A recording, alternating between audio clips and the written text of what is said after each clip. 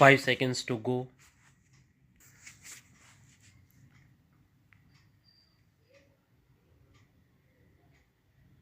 Start.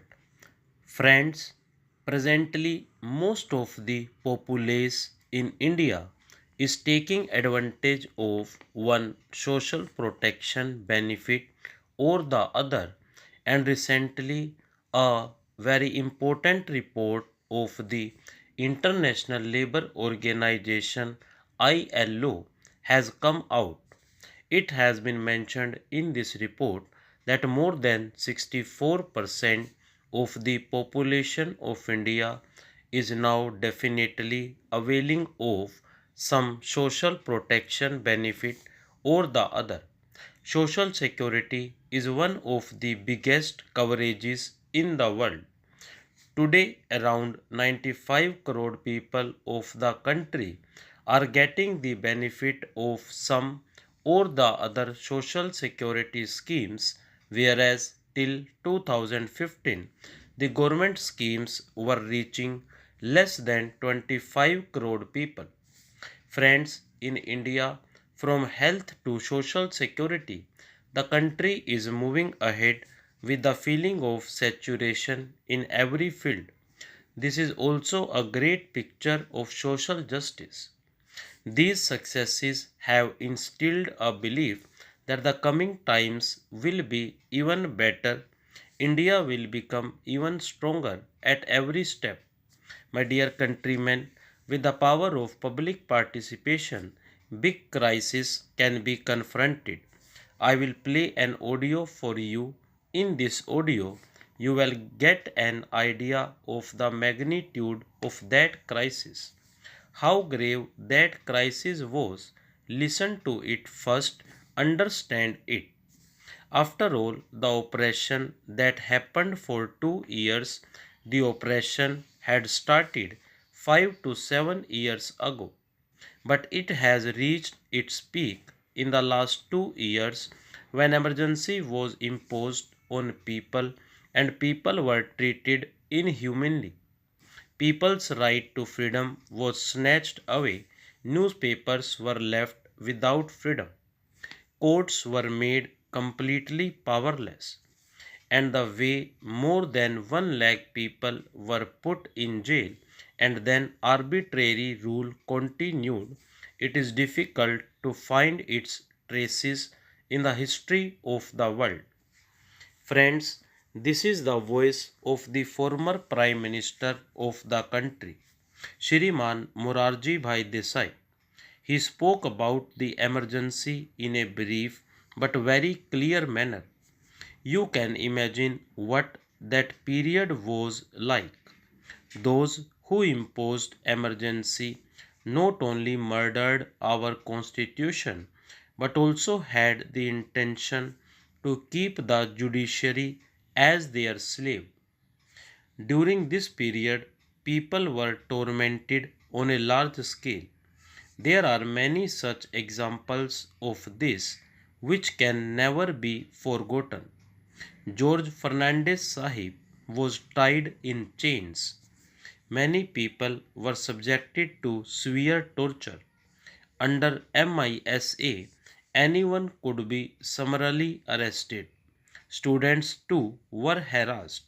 Freedom of expression was also stifled.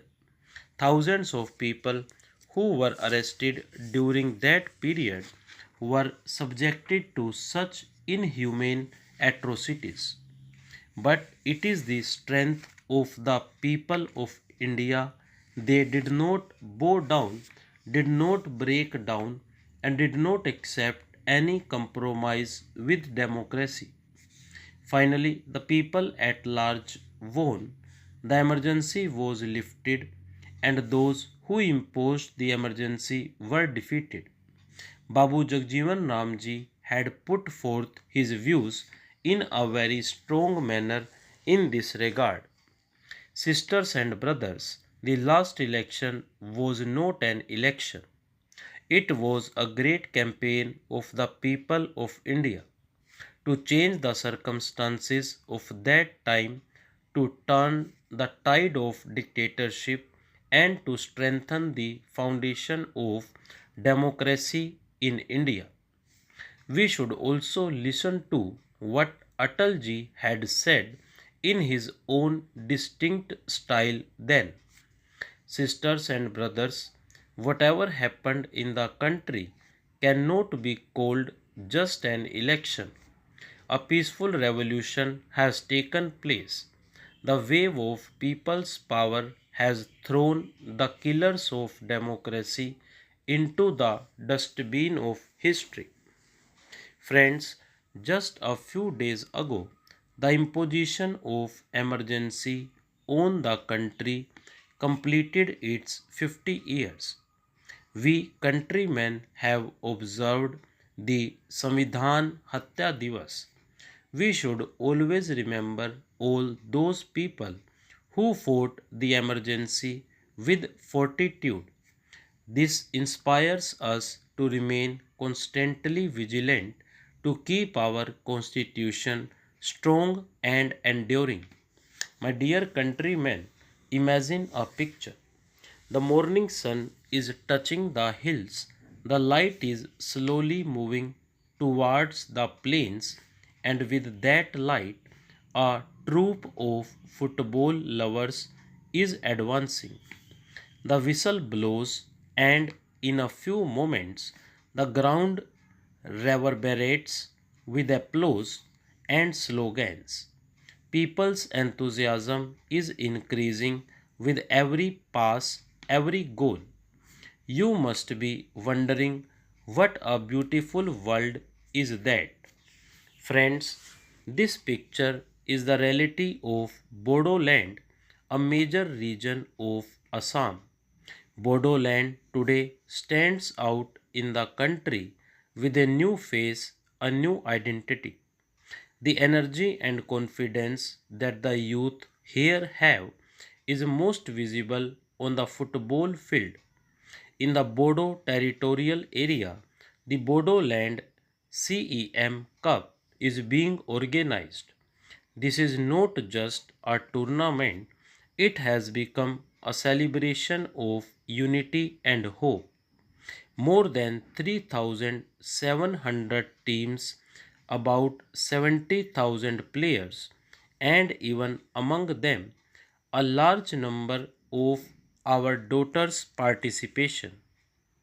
These statistics tell the story of a big change in Bodoland. Bodoland is now increasingly casting its glow on the sports map of the country. Stop.